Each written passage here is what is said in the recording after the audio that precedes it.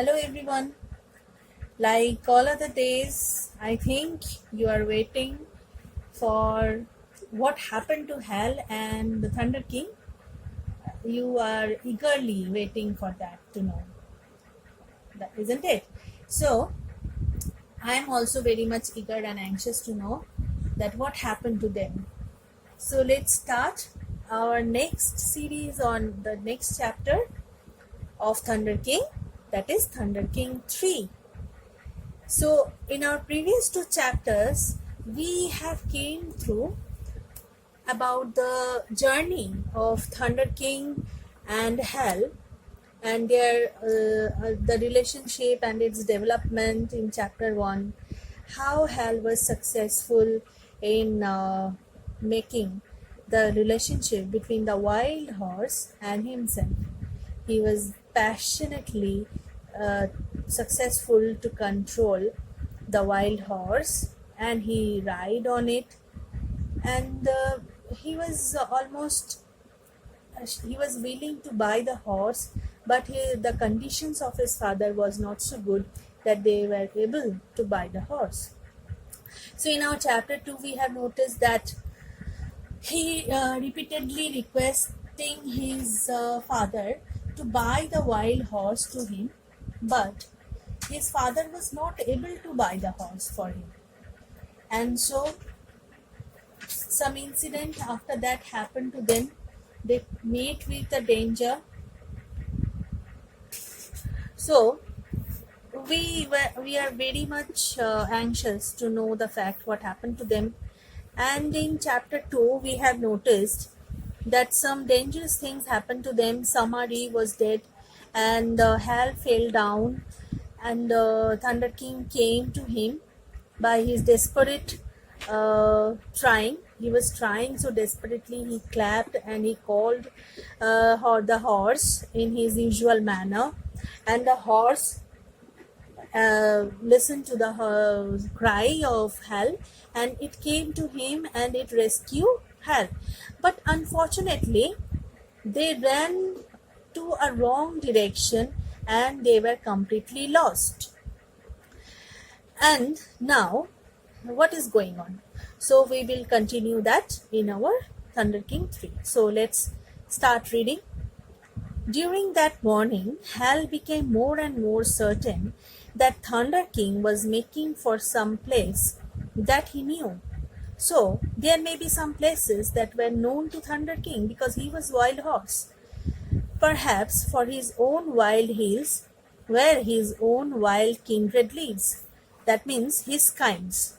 The kind of many wild horses were lived there.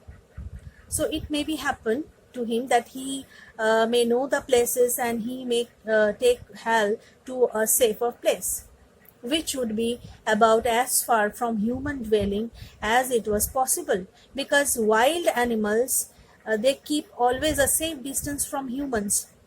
It was possible to get. Hal, however, had no say in the matter. If Thunder King knew the way even to nowhere, that was more than Hal knew, because Hal was not accustomed with the wild atmosphere as Thunder King was accustomed with. So it was completely dependent on Thunder King, the wild horse or the Mustang. Sundown made things clear for just as Hal, completely exhausted. So he was completely exhausted physically and mentally, was about to drop. The Mustang pulled up, and the boys saw before him a rough cabin built into a bank. So there was a cabin. Was it a possible thing for there? It was a Red Indian cabin, for this was a Red Indian trick to save the trouble of building a fourth wall. Hal dismounted and knocked. So anywhere there, out of there, of course, there was no answer. No one answered about their call. He noticed a pan lying by the door. It was half filled with sand. So there was a pan and it was half filled with sand. It clear to you. Hal took the pan up. He was astounded at the weight of it, for the sand that it contained was not sand at all, but coarse yellow gold dust. So what were the dust? what was there, because it was not so heavy, and if there were sands in the pan, so it must be very heavy, but it was not heavy, so something else were there. At this, Hal's interest was properly aroused. So he was very suspicious. What was there? He wanted to know that. Not 10 yards away was the stream from which the dust had been washed. He went into the cabin. It was well stocked with stores, flour, buckwheat, and the like. So there was something they might use as their food. On the wall was a hunting belt adorned with stained porcupine quills. So hunting belt that the poachers used to use. Hal had seen that belt before. It was very like the one which he had often seen on Sama. So somebody used to use that. Then there was the hunting knife with the brass studs sticking out from the fire-blackened handle. Hal recognized that too. It was Sama's. So the cabin was of Samari's. So Samari used to come there when he was alive. That is why the Mustang or the wild horse knew the place. So he was quite familiar with that place. Had Sama then come to this place? Was this Sama's cabin? Here back in the wild? So why did he build such a cabin in this wild atmosphere? Was it here that he spent his time when he disappeared? Sometimes for weeks, here washing out gold from the tiny stream about which none but himself knew. So the place was completely unknown to everyone except Samari. Samari was quite accustomed with the place, and he knew that the stream which is flowing by, it wash with it the gold dust. We read in different kind of stories about the rivers of gold rivers, gold basins. There were many movies, many stories about that. So it was one kind of that. Bit by bit, Hal began to solve the mystery.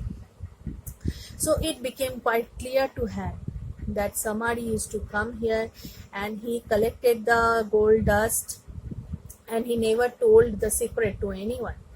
But the horse knew everything, and silently it take Hal that place, and he was able to know everything about that. It was believed by all that Sama possessed great wealth. So where from the wealth is coming, now it is clear to Hal. So, and here was the secret of it, an unclaimed gold field. So the field was unclaimed because no one was aware about that place. Now Sama was dead. This gold field had not been claimed. It belonged to, therefore, to whoever found it. So it didn't belong to anyone. Whoever found it, they came here, or they may come here, and they can take the gold with him. It belonged to Hal now because Hal come here. Hal came there, and he can take all the thing with him, whatever he found, by a trick of fate. So it was a trick of fate. It was his destiny that he came there. Hal had come to possess not only Thunder King. So by the death of Samari, he was certainly fortunate. The things what happened to them was certainly unfortunate, but that danger, with the ongoing dangers what were happening to them, he was the owner of the Thunder King and the Goldfield also. Sama's priceless Mustang, but also Sama's Goldfield. The boy was eager to go out and prospect the property, but wisely he decided. So he was very wise. He didn't misuse the thing. He can go out and prospect whatever he had got there. But wisely he decided first to make himself a square meal, then obtain a night's rest. He take rest there because he was very much exhausted and tired. If they didn't take the rest there, maybe when he was coming back, and on his way he can die, or whatever maybe happened to him, because the outer atmosphere was quite wild and wolves were also there. We came to know that. So before that, however, he had Thunder King and made him comfortable in the rough shelter beside the cabin. So he make his shelter there. There were grasses perhaps, and he had his dinner there. So they take rest and they spend the night there. So next, what happened? During that night, Hal considered matters still further. He was thinking over the matters quite deeply. If Thunder King was able to find the way here, he was also able to find the way back. So that is the thing. If he know the way here, he came here. So then he must knew the way to go to go to the village where they lived. So it was a ray of hope for him. Up till now, Thunder King's journeys had consisted of two journeys. The one out of this place and the other back. So up till now, Thunder King's journeys had consisted of two journeys.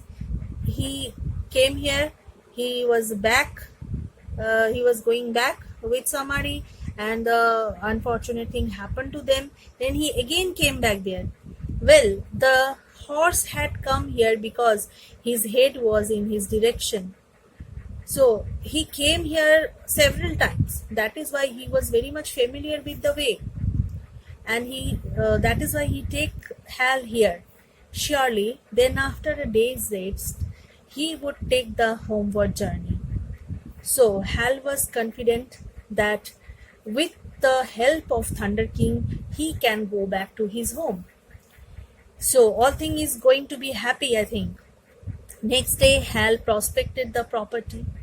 So he get all the things, whatever he managed to take with him. Here indeed was a fortune only asking to be walked. He gathered all the samples he could carry the next morning with enough food for several days. So he take some foods with him because a long way they had to go. So he rode away, leaving the black Mustang to choose the trail. So he was following the horse at first. He was not riding him at first. After one night on the trail, he began to recognize the road. Mustang was able to recognize the road, and by midday next day, he was home astride Thunder King. So they were successful. They successfully came back to the home. The Mustang's mine now, Dad. He was very happy. He proclaimed to his dad that the wild horse, or the horse which I have loved so much, so dearly, it is now mine, said the boy, having told his story. So he told all the story which had happened to him to his father.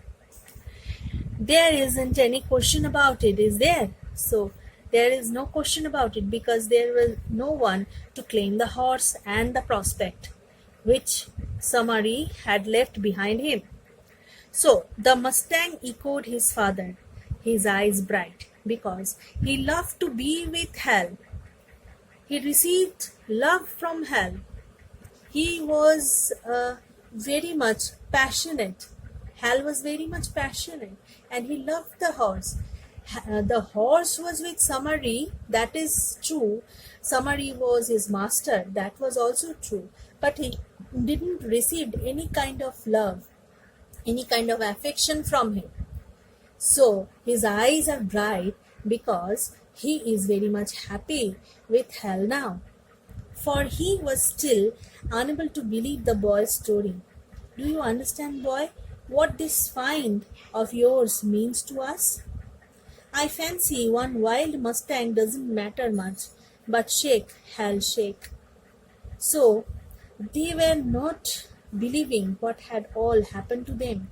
So they were very much fortunate that from a possible death, they came to a certain place and they managed to go to the place and they take rest. They had their meal there, and they came through such such prospect that made them happy again.